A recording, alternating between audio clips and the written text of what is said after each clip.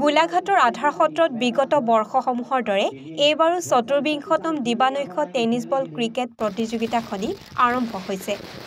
মুক্তাব যুৱ সংঘৰ উদ্যোগত আৰু আধাৰ সত্ৰবাসী ৰাইজৰ সহযোগত ২০০৮ চনৰ ৩০ অক্টোবৰ গুৱাহাটীৰ গণেশগুৰিৰ বিমা বিস্ফোৰণত নিহত প্ৰয়াত ইয়াজুল হক আৰু মুস্তাফিক আলী সোঁৱৰণী প্ৰাইজমণি সৌদকম ভিত্তিক দিবানৈশ ক্ৰিকেট প্ৰতিযোগিতাখন ৩, ৪, ৫, ৬ আৰু ৭ জানুৱাৰীলৈকে এই প্ৰতিযোগিতাখনি অনুষ্ঠিত হ'ব।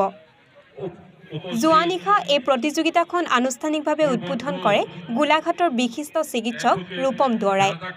এই উদ্বোধনী অনুষ্ঠানৰ পূৰ্বে পতাকা উত্তোলনৰ কাৰ্যসূচী ৰখা হয় আৰু এই পতাকা উত্তোলন কৰে মুক্তাব যুৱ সংঘৰ উপদেষ্টা তথা সমাজকৰ্মী কিসমত আলীয়ে।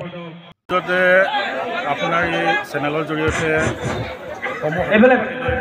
ইংৰাজী নৱবৰ্ষৰ শুভেচ্ছা জনালোঁ, লগতে আগন্তুক ভোগালী বিহুৰ ওলগ জনাইছোঁ। আমি মুক্তাব যুৱ সংঘৰ হৈ বিগত বৰ্ষৰ দৰে এইবাৰো মুক্তাব যুৱ সংঘ তথা আধাৰ সত্ৰবাসী ৰাইজৰ সহায় সহযোগত আমি যিদৰে বিগত বৰ্ষৰ দৰে এইবাৰো আমি এই দিবানৈশ টেনিছ বল ক্ৰিকেট প্ৰতিযোগিতাখন আয়োজন কৰিছোঁ। বিগত বৰ্ষৰবিলাকতকৈও এইবাৰ আমি আশা কৰিছোঁ আমাৰ টীমৰ সংখ্যা যথেষ্ট বাঢ়িব, কিয়নো আমাৰ উদ্যোক্তা সমিতিক ইতিমধ্যে বহুত দূৰৰ দলসমূহে ফোনযোগে যোগাযোগ কৰিছে আৰু আমি গম পাইছোঁ অসমৰ বাহিৰৰো বহুত খেলুৱৈ আমাৰ এই প্ৰতিযোগিতাখনত দল গঠন কৰি অংশগ্ৰহণ কৰাৰ বাবে ইচ্ছুক হৈ আছে। হয়, খেলখন এবাৰ সময়ৰ প্ৰতি লক্ষ্য ৰাখি 4 অভাৰকৈ খেলাবৰ কাৰণে অনুৰোধ জনালোঁ। ভৰি দিছে খেলখনে। এই খেলখনৰ 4 অভাৰ এইবাৰ আমাৰ এনেইতো আমাৰ ডে হিচাপত ডে আৰু 5 অভাৰ দুটা কেটেগৰীত আমি পাতি এই 5 অভাৰ প্ৰথম ইনিংছ শেষ হোৱাৰ পাছত আৰু ডে নাইট হিচাপে আমাৰ এইবাৰ আমাৰ মাজত উপস্থিত থকা ৰাখি শইকীয়াৰ অসমৰ বিভিন্ন প্ৰান্তৰ ক্ৰিকেট দলে ইয়াত অংশগ্ৰহণ কৰে। এইবছৰ কিমান দলে অংশগ্ৰহণ কৰিছে?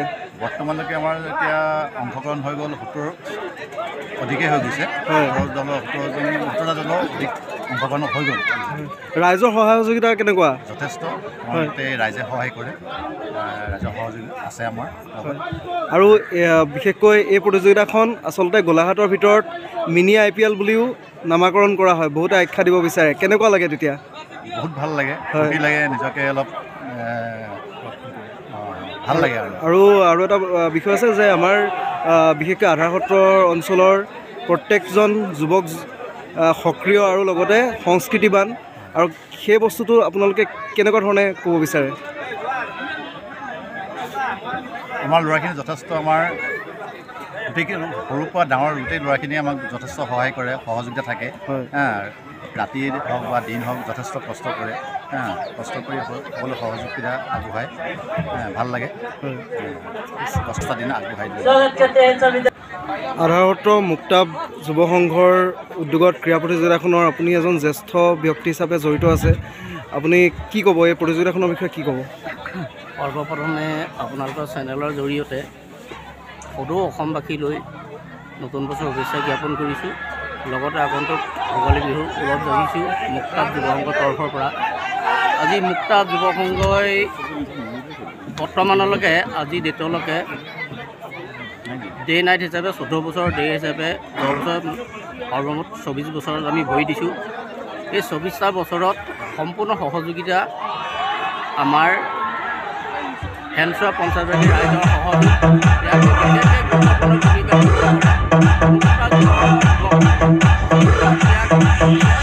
খেল সমিতিৰ সহায় সহযোগিতা সহানুভূতি প্ৰত্যেকৰে আছে। আজি বাকীখিনি তেখেতসকলৰ সহায় সহযোগত আগবাঢ়িছে। আমি মাত্ৰ জ্যেষ্ঠসকলে তেখেতসকলক দিহা পৰামৰ্শই দিওঁ। সুন্দৰভাৱে তেখেতসকলে পৰিচালনা কৰি লৈ গৈছে, বৰ্তমানলৈকে সুন্দৰভাৱে চলি আছে। আৰু আশা ৰাখিছোঁ ৰাইজৰ সকলো যিমান ইয়াত দৰ্শক আহে, খেলুৱৈ আহে, সকলোৱে প্ৰশংসা যে মুক্তাব আধাৰ সত্ৰত কেতিয়া খেল পাতিব এইটোকে বাট চাই থাকে, আশাৰে বাট চাই থাকে। যিহেতু ইয়াত অকল আমাৰ গোলাঘাট ডিষ্ট্ৰিক্ট বা অসমৰ ভিতৰতে নহয়, বাহিৰৰ ৰাজ্যৰ ভাল ভাল খেলুৱৈ আহি পেলাই আমাৰ খেলপথাৰখনত প্ৰতিদ্বন্দ্বিতা আগবঢ়ায়। তেখেতসকলক আমি মুক্তাব যুৱ সংঘৰ তৰফৰ পৰা অশেষ ধন্যবাদ জ্ঞাপন কৰিছোঁ। আৰু আগন্তুক দিনত আজি ডেটলৈকে গম পাইছোঁ যে বাহিৰৰ 4খন বাহিৰৰ ৰাজ্যৰ পৰা খেলুৱৈ আহি আমাৰ খেলপথাৰত প্ৰতিদ্বন্দ্বিতা আগবঢ়াব আৰু তেখেতসকলৰ পাৰদৰ্শিতা আমি দেখিবলৈ পাম। তাৰ বাবে আমি নথৈ আনন্দিত হৈছোঁ। আৰু সকলোৰে সহায় সহযোগিতা আৰু সকলোৰে ওচৰত আমি এটাই বিচাৰোঁ, যোৱাৰ আশীৰ্বাদটো আৰু লাগিব, সেইটোতো নহ'লেতো নহ'ব। খেলখনৰ জৰিয়তে লগতে আমি মুক্তাব অঞ্চলৰ যুৱ সংঘই আমি সাংস্কৃতিক অনুষ্ঠানো অনুষ্ঠিত কৰোঁ। কণ যিসকল ছাত্ৰ ছাত্ৰী আছে তেখেতসকলক আমি এটা প্লেটফৰ্ম দিওঁ এই প্ৰতিযোগিতাখনৰ জৰিয়তে, কিন্তু তেখেতসকলেও সহায় সহযোগিতা আগবঢ়ায় আৰু তেখেতসকলে আনন্দ ফূৰ্তি কৰে। তাৰ বাবে তেখেতসকলেও অশেষ ধন্যবাদ জ্ঞাপন কৰোঁ। গতিকে সদৌ শেষত সকলোকে ধন্যবাদ জনাই যাতে খেলখন যাতে আমি শান্তি শৃংখলা বজাই ৰাখি যাতে আমি সামৰণি মাৰিব পাৰোঁ, তাৰ বাবে সকলোৰে ওচৰত মই আশীৰ্বাদ বিচাৰিছোঁ। ইয়াকে মই